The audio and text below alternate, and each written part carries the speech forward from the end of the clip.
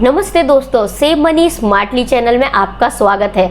आज हम ऐसे टॉपिक पे बात करने जा रहे हैं जिसने फाइनेंस के सेक्टर में तहलका मचा रखा है। जियो फाइनेंस सर्विस और उनका ब्लैक रॉक के साथ पार्टनरशिप। ये खबर इतनी बड़ी है कि हर कोई म्यूचुअल फंड इंडस्ट्री में इसके बारे में बात कर रहा है। तो चलिए इसे आसानी से और मजेदार तरीके से समझते हैं। जियो का नाम तो आपने सुना ही होगा, चाहे टेलीकॉम हो, रियल एस्टेट या अब फाइनेंस। जियो जहां जाता है तहलका मचा देता है। जियो फाइनेंस सर्विस को रिलायंस इंडस्ट्री से अलग डीमर्ज करके 2023 में स्टॉक मार्केट में लिस्ट किया गया और तभी से ये कंपनी फाइनेंस सेक्टर में तहलका मचा रही है। इंटरेस्टिंग फैक्ट, क्या आप जानते हैं जब रिलायंस ने जियो टेलीकॉम लॉन्च किया तो बड़े बड़े प्लेयर्स मार्केट के जैसे कि एयरटेल, वोडाफोन सबको टक्कर दी थी और कुछ कंपनियां तो मार्केट से गायब ही हो गई। जियो फाइनेंस सर्विस फाइनेंस सेक्टर में भी ऐसा ही कुछ करने की तैयारी में है। जियो ने दुनिया की सबसे बड़ी asset management company black rock के साथ पार्टनरशिप की है।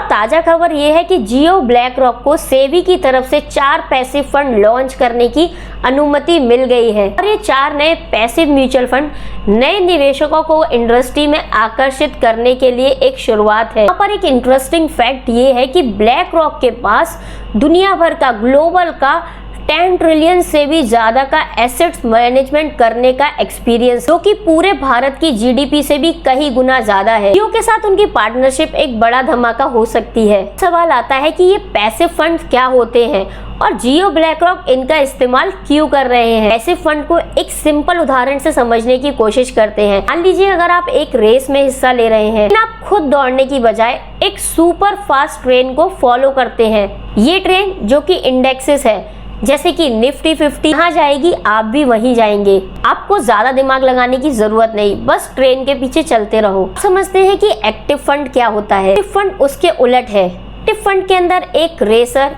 यानी कि मैनेजर खुद रास्ता चुनता है। वो चुनता है ये रास्ता तेज है या फिर ये एक शॉर्टकट है, इसको हटाओ और उसको लेके आओ। इसके लिए वो ज्यादा मेहनत करता है तो फीस भी आपसे ज्यादा लगती है। तो यहाँ पर जो जियो और ब्लैक रॉक पैसिव फंड लेके आने वाले हैं, तो जानते हैं कि पैसिव फंड की क्या खास बात होती है। पैसिव फंड किसी इंडेक्स को फॉलो करते हैं, जैसे कि निफ्टी 50 या निफ्टी मिड कैप 150 को ट्रैक करते हैं। के अंदर फंड मैनेजर की जरूरत कम होती है, ये एक्सपेंस रेशियो और फीस कम होती है। यहाँ पर रिस्क और रिटर्न इंडेक्स की परफॉर्मेंस के हिसाब से होता है। पैसिव फंड नए निवेशकों को समझना और उसमें निवेश करना आसान होता है। 50 इंडेक्स के अंदर 50 बड़ी कंपनियां होती हैं। मान लीजिए कि अगर इंडेक्स 12% का रिटर्न दे रहा है तो आपने जो पैसिव फंड सेलेक्ट किया है निफ्टी 50 का, वो भी आपको उतना ही रिटर्न दे सकता है। एक्टिव फंड के अंदर फंड मैनेजर कोशिश करता है कि रिटर्न को कुछ बढ़ा पाए, 12 से 14, 15 या उससे भी ज्यादा लेके आने की कोशिश करता है। इससे पहले भी ग्रो और ज़ीरोधा ने अपने म्यूचुअल फंड की स्टार्टिंग में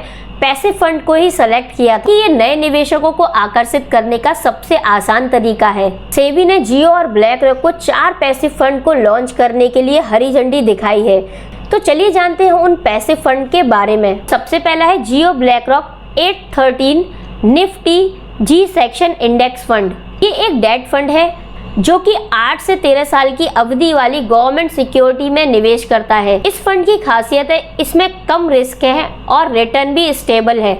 ये उन निवेशकों के लिए बेटर है जो एफडी जैसी सुरक्षा चाहते हैं और उससे कुछ ज्यादा रिटर्न की एक्सपेक्टेशन करते हैं। आपको रिटर्न लो टू मॉडरेट देखने को मिल सकता है, 5 से 7%, और ये मार्केट की कंडीशन पर भी निर्भर करता है। अगर हम रिस्क की बात करें तो यहाँ पर रिस्क आपको बहुत कम देखने को मिलेगा, क्योंकि गवर्नमेंट सिक्योरिटीज में डिफॉल्ट का खतरा ना के बराबर होता है। अगर आप एफडी में पैसे लगाते हैं तो आपको रिटर्न 6% मिलता है।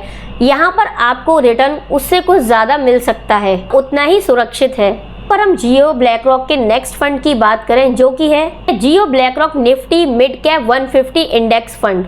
Fund Nifty mid cap 150 index को ट्रैक करता है। इसके अंदर की मिड कैप साइज की कंपनियां शामिल हैं। इसकी बात करें, मिड कैप कंपनियां लार्ज कैप से थोड़ी ज्यादा रिस्की होती हैं, लेकिन इनके अंदर ग्रोथ की पॉसिबिलिटीज भी ज्यादा होती है। यहाँ पर रिटर्न आपको मॉडरेट टू हाई देखने को मिल सकता है, से 15%, वो भी मार्केट पर डिपेंड करता है, क्योंकि मिड कैप सेक्टर में उतार चढ़ाव ज्यादा होता है। मिड कैप 150 के अंदर ऐसी कंपनियां होती हैं जो कि भविष्य के अंदर बड़ी कंपनियां बन सकती हैं उदाहरण के लिए कई साल पहले टाइटन और बजाज फाइनेंस जैसी कंपनियां मिड कैप के अंदर आती थी, जो कि आज लार्ज कैप बन चुकी हैं।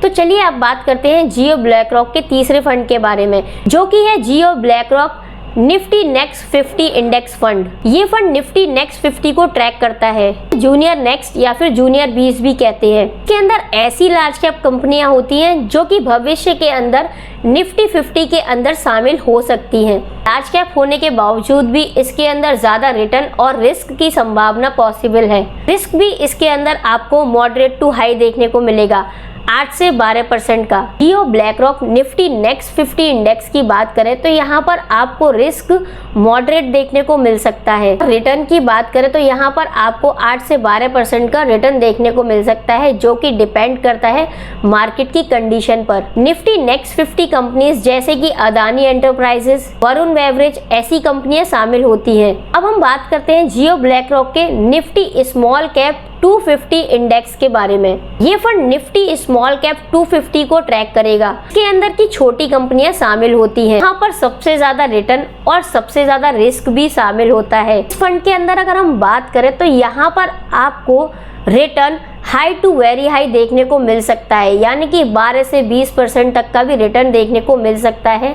डिपेंड करता है मार्केट की कंडीशन पर। तो क्या फंड के अंदर कई बार ऐसी कंपनियां मिलती हैं जो मल्टी बैगर साबित हो जाती हैं। जियो ब्लैकरॉक ने कुछ ऐसी काफी अलग चीजें की हैं जो उन्हें बाकी म्यूचुअल फंड कंपनियों से अलग बनाती है। इसमें कि सबसे पहला कम से कम निवेश, यानी कि 500 रुपए से भी आप अपने इन्वेस्टमेंट को स्टार्ट कर सकते हैं। डिस्ट्रीब्यूटर्स को भी इन्होंने हटाया है। आमतौर पर म्यूचुअल फंड के अंदर डिस्ट्रीब्यूटर्स होते हैं जो निवेशकों को सलाह देते हैं और अपना कमीशन लेते हैं। जियो ब्लैकरॉक ने इस मॉडल को पूरी तरीके से हटा दिया है। जानते हैं कैसे? क्योंकि जियो और ब्लैकरॉक डायरेक्ट म्यूचुअल फंड को डिस्ट्रीब्यूट करेंगे। इसका सीधा फायदा निवेशकों को मिलेगा। जियो ब्लैकरॉक ने जो प्लानिंग की है उसके अकॉर्डिंग इन्होंने डिजिटल अप्रोच को अप्लाई किया है।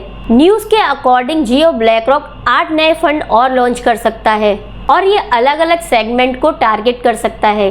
दोस्तों, अगर आप जियो ब्लैकरॉक के इन फंड्स में निवेश करना चाहते हैं उससे पहले आपको इन बातों को जरूर ध्यान में रखना चाहिए। अपने रिस्क के प्रोफाइल को समझें। अगर आप पैसिव फंड को चुनते हैं तो लॉन्ग टर्म का विजन लेके चलें और इन्वेस्टमेंट करने से पहले एक्सपेंस रेशियो को जरूर चेक करें। अपनी फाइनेंशियल डिसीजन लेने से पहले अपने फाइनेंशियल एडवाइजर से जरूर कंसल्ट करें। जियो फाइनेंस की एंट्री म्यूचुअल फंड इंडस्ट्री के अंदर एक बड़ा कदम है। 4 फंड, 1 डेट और 3 इक्विटी फंड्स नए निवेशकों के लिए कई मौके लेके आ रहे हैं। कम फीस, डायरेक्ट मॉडल और जियो की डिजिटल टेक्नोलॉजी इसको और आकर्षित बनाती है। तो दोस्तों, आपको क्या लगता है कि जियो ब्लैकरॉक म्यूचुअल फंड इंडस्ट्री में जलवा दिखा पाएगी क्योंकि जियो ने टेलीकॉम में दिखाया? कमेंट सेक्शन के अंदर अपनी राय जरूर शेयर करें। हाँ, अगर आपको ये वीडियो पसंद आई हो तो चैनल को सब्सक्राइब कीजिए, वीडियो को लाइक कीजिए। मिलते हैं अगली वीडियो में, तब तक के लिए निवेश कीजिए, आगे बढ़ते रहिए।